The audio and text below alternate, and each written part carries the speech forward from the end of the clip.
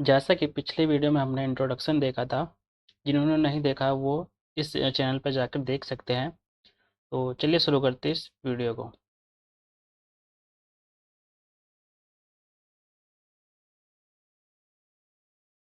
इस वीडियो में हम इतिहास पढ़ेंगे और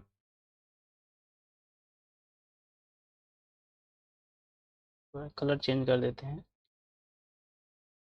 इस वीडियो में जो पेज नंबर 1 है, पेज नंबर 1 से रिलेटेड जितने भी एमसीक्यू हैं वो कवर किया गया है और उसकी व्याख्या की गई है।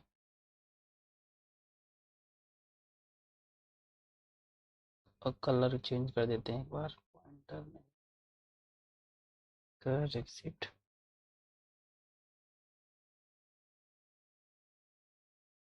ब्लू रखते हैं। ओके। भारत का इतिहास। उत्तर में हिमालय से लेकर दक्षिण में समुद्र तक फैला यह उपमहाद्वीप भारतवर्ष के नाम से ज्ञात है, जिसे महाकाव्य तथा पुराणों में भारतवर्ष अर्थात भरत का देश तथा यहाँ के निवासियों को भारतीय अर्थात भरत की संतान कहा गया है। यूनानियों ने भारत को इंडिया तथा मध्यकालीन मुस्लिम इतिहासकारों ने हिंद अथवा हिंदुस्तान के नाम से संबोधित किया है। भारतीय इतिहास को अध्ययन की सुविधा के लिए 3 भागों में बांटा गया है: प्राचीन भारत, मध्यकालीन भारत एवं आधुनिक भारत। चलिए प्राचीन भारत देखते हैं। प्राचीन भारत। प्राचीन भारतीय इतिहास के स्रोत। प्राचीन भारतीय इतिहास के विषय में जानकारी मुख्यतः 4 स्रोतों से प्राप्त होती है। पहला है धर्म ग्रंथ, ऐतिहासिक ग्रंथ, विदेशियों का विवरण, पुरातत्व संबंधी साक्ष्य। धर्म ग्रंथ एवं ऐतिहासिक ग्रंथ से मिलने वाली महत्वपूर्ण जानकारियाँ। भारत का सर्वप्राचीन धर्म ग्रंथ वेद है, जिसके संकलनकर्ता महर्षि कृष्ण द्वैपायन वेदव्यास को माना जाता है। वेद 4 होते हैं: ऋग्वेद, यजुर्वेद, सामवेद, अथर्ववेद। तो चलिए इन चारों वेदों को हम देखते हैं। ऋग्वेद। रचाओं की क्रमबद्ध ज्ञान के संग्रह को ऋग्वेद कहा जाता है। इसमें 10 मंडल, 1028 सूक्त एवं 10,462 रचाएँ हैं। इस वेद के रचाओं के पढ़ने वाले ऋषि को होत्र कहते हैं। इस वेद से आर्य की राजनीतिक प्रणाली एवं इतिहास के बारे में जानकारी मिलती है।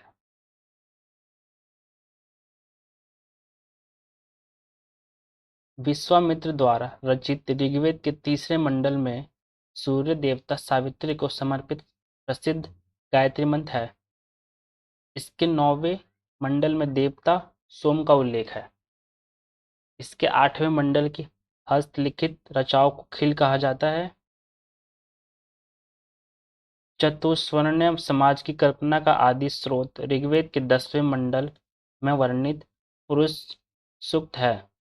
इसके अनुसार 4 वर्ण ब्राह्मण, क्षत्रिय, वैश्य तथा शूद्र आदि पुरुष ब्रह्मा के क्रमशः मुख, भुजाओं, जंघाओं और चरणों से उत्पन्न हुए हैं।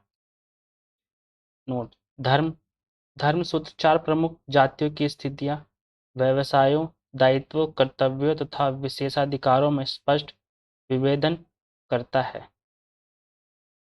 वामन अवतार के 3 पगों के आख्यान का प्राचीनतम स्रोत ऋग्वेद है। ऋग्वेद में इंद्र के लिए 250 तथा अग्नि के लिए 200 रचनाओं की रचना की गई है। नोट: प्राचीन इतिहास के साधन के रूप में वैदिक साहित्य में ऋग्वेद के बाद शतपथ ब्राह्मण का स्थान है।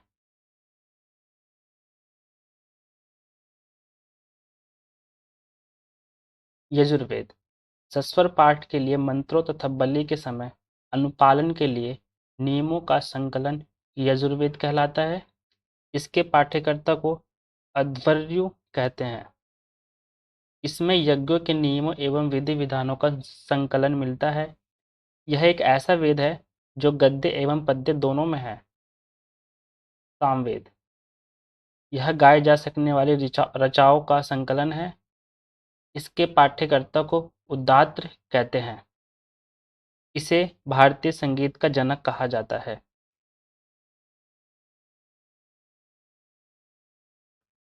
चार वेद होते हैं इसमें, लेकिन तीन ही वेद दिए हैं। प्राचीन, एक सेकंड, ओके, अथर्ववेद, अथर्ववेद रह गया। अथर्ववेद हम नेक्स्ट वीडियो में देख लेंगे। ठीक है, तो चलिए इस पर आधारित एमसीक्यू देख लेते हैं, जो कि हमारे एग्जाम के लिए काफ़ी इंपॉर्टेंट है। तो उत्तर में हिमालय से लेकर दक्षिण में समुद्र तक फैला क्षेत्र किस नाम से जाना जाता है? भारतवर्ष के नाम से जाना जाता है। इसका उत्तर है बी। महाकाव्य तथा पुराणों में भारतवर्ष का अर्थ क्या बताया गया है? महाकाव्य तथा पुराणों में भारतवर्ष का अर्थ भरत का देश बताया गया है। इसका उत्तर है बी। महाकाव्य एवं पुराणों में भारत के निवासियों को किस नाम से संबोधित किया गया है? भारत के निवासियों को भारतीय नाम से संबोधित किया गया है। इसका उत्तर है सी। भारतीय शब्द का अर्थ क्या है? भारतीय शब्द का अर्थ भरत की संतान है। इसका उत्तर है बी। यूनानी भारत को किस नाम से जानते थे? यूनानी भारत को इंडिया के नाम से जानते थे। इसका उत्तर है बी। मध्यकालीन मुस्लिम इतिहासकार भारत को किन नामों से संबोधित करते थे? किन नामों से संबोधित करते थे? हिंद और हिंदुस्तान। इसका उत्तर है बी। भारतीय इतिहास को अध्ययन की सुविधा के लिए कितने भागों में बांटा गया है? कितने भागों में बांटा गया है? तीन भागों में बांटा गया है। इसका उत्तर है बी। भारतीय इतिहास का पहला प्रमुख भाग कौन सा माना गया है? पहला प्रमुख भाग प्राचीन भारत को माना गया है। इसका उत्तर है सी। प्राचीन भारतीय इतिहास के बारे में जानकारी मुख्यतः कितने स्रोतों से मिलती है? चार स्रोतों से मिलती है। इसका उत्तर है सी। प्राचीन भारतीय इतिहास का पहला स्रोत कौन सा है? पहला स्रोत है धर्म ग्रंथ। इसका उत्तर है बी। प्राचीन भारतीय इतिहास का दूसरा स्रोत क्या है? प्राचीन भारतीय इतिहास का दूसरा स्रोत ऐतिहासिक ग्रंथ है। इसका उत्तर है ए। प्राचीन भारतीय इतिहास का तीसरा स्रोत कौन सा है? प्राचीन भारतीय इतिहास का तीसरा स्रोत है विदेशियों का विवरण। इसका उत्तर है बी। प्राचीन भारतीय इतिहास का चौथा स्रोत क्या है? चौथा स्रोत है पुरातत्व संबंधी साक्ष्य। इसका उत्तर है सी। भारत के बारे में यूनानियों द्वारा प्रयुक्त नाम किस श्रेणी में आता है? किस श्रेणी में आता है? विदेशी नाम। सी। हिंद और हिंदुस्तान का नाम किस वर्ग के इतिहासकारों द्वारा उपयोग किए गए? इसका उत्तर है मध्यकालीन मुस्लिम। सी। धर्म ग्रंथ एवं ऐतिहासिक ग्रंथ प्राचीन इतिहास के किस प्रकार के स्रोत में आते हैं? किस प्रकार के स्रोत में आते हैं? साहित्यिक स्रोत में आते हैं। इसका उत्तर है बी। भारत का सर्व प्राचीन धर्म ग्रंथ कौन सा है? भारत का सर्व प्राचीन धर्म ग्रंथ वेद है। इसका उत्तर है सी। यजुर्वेद किसका संकलन है? यजुर्वेद मंत्रों और यज्ञ नियमों का संकलन है। इसका उत्तर है बी। वेदों के संकलनकर्ता किसे माना जाता है? वेदों के संकलनकर्ता महर्षि वेदव्यास को माना जाता है। इसका उत्तर है सी। वेदों की कुल संख्या कितनी है? वेदों की कुल संख्या चार है। इसका उत्तर है सी। रचाओं के क्रमबद्ध ज्ञान के संग्रह को क्या कहा जाता है? रचाओं के क्रमबद्ध संग्रह के ज्ञान को हम ऋग्वेद कहा जाता है। रचाओं के क्रमबद्ध ज्ञान के संग्रह को ऋग्वेद कहा जाता है। इसका उत्तर है सी। ऋग्वेद में कुल कितने मंडल है? ऋग्वेद में कुल 10 मंडल है। इसका उत्तर है सी। ऋग्वेद में सूक्तों की संख्या कितनी है? ऋग्वेद में सूक्तों की संख्या 1028 है। इसका उत्तर है बी। वालखिल्य पाठ में अतिरिक्त कितने सूक्त माने जाते हैं? कितने सूक्त माने जाते हैं? 11। इसका उत्तर है सी। ऋग्वेद में कुल कितनी रचाएं हैं? ऋग्वेद में कुल 10,462 रचाएं हैं। इसका उत्तर है बी। ऋग्वेद के मंत्रों का पाठ करने वाले ऋषि को क्या कहा जाता है? ऋग्वेद के मंत्रों का पाठ पढ़ने वाले ऋषि को होत्र कहा जाता है। इसका उत्तर है सी। ऋग्वेद से किस विषय के बारे में जानकारी मिलती है? ऋग्वेद से आर्य की राजनीतिक प्रणाली के बारे में जानकारी मिलती है। इसका उत्तर है सी। गायत्री मंत्र ऋग्वेद के किस मंडल में वर्णित है? किस मंडल में वर्णित है? तृतीय मंडल में। इसका उत्तर है बी।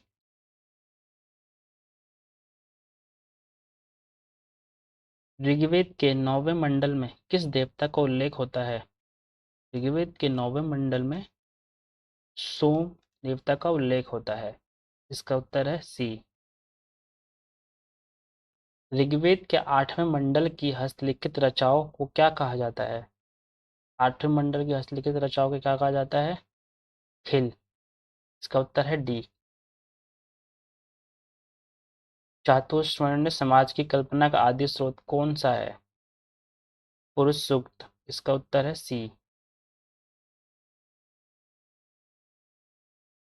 धर्म सूत्र किस प्रकार की बातों में स्पष्ट विभेद करते हैं? कौन सी? इसका आंसर है बी। सॉरी, इसका आंसर है सी। 4 प्रमुख जातियों की स्थिति व दायित्व। इसका उत्तर है सी। वामन अवतार के 3 पगों का प्राचीनतम स्रोत कौन सा है? कौन सा है प्राचीनतम स्रोत? ऋग्वेद। इसका उत्तर है डी। ऋग्वेद में इंद्र के लिए लगभग कितनी रचनाओं की रचना की गई? कितनी रचनाओं की रचना की गई? 250। इसका उत्तर है सी। ऋग्वेद में अग्नि के लिए कितनी रचनाएं पाई जाती है? ऋग्वेद में अग्नि के लिए कितनी रचनाएं पाई जाती है? 200। इसका उत्तर है सी। यजुर्वेद के पाठकों को क्या कहा जाता है? यजुर्वेद के पाठकों को अध्वर्युः कहा जाता है। इसका उत्तर है सी। यजुर्वेद किस प्रकार की रचना है? यजुर्वेद गद्य एवं पद्य दोनों की रचना है। इसका उत्तर है सी। यजुर्वेद मुख्यतः किस विषय में संबंधित है? किस विषय से संबंधित है यजुर्वेद? यज्ञों के नियम और विधि विधान। इसका उत्तर है सी।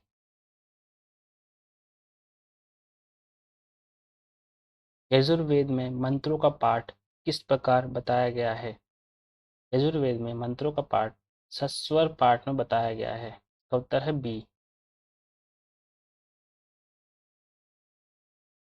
यजुर्वेद में किसके समय पालन हेतु नियम मिलते हैं? बलि के समय। इसका उत्तर है बी। सामवेद किसका संकलन है? सामवेद रचाओं का गान योग्य रूप है। इसका उत्तर है बी। सामवेद के पाठ्यकर्ता को क्या कहा जाता है? सामवेद के पाठ्यकर्ता को उद्धात्र कहा जाता है। इसका उत्तर है डी। सामवेद को किस नाम से जाना जाता है? सामवेद को संगीत का जनक के नाम से जाना जाता है। इसका उत्तर है सी।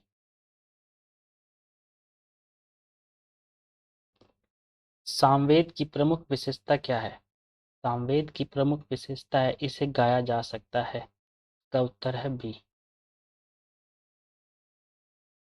तो दोस्तों, जैसा कि हमने इस वीडियो में कवर कर लिया है, पेज नंबर 1 से जितने भी एमसीक्यू बन सकते हैं उसको हमने इस वीडियो में कवर कर लिया है। तो जो भी इस चैनल पर नए हो वो उस चैनल को सब्सक्राइब कर दे और बेल आइकन को भी दबा दे, ताकि आप तक नई वीडियो की नोटिफिकेशन पहुंच जाए। और हाँ, इस वीडियो को भी लाइक कर दे। तो आज के लिए इतना ही बस। मिलते हैं हम अगली वीडियो में। Thank you.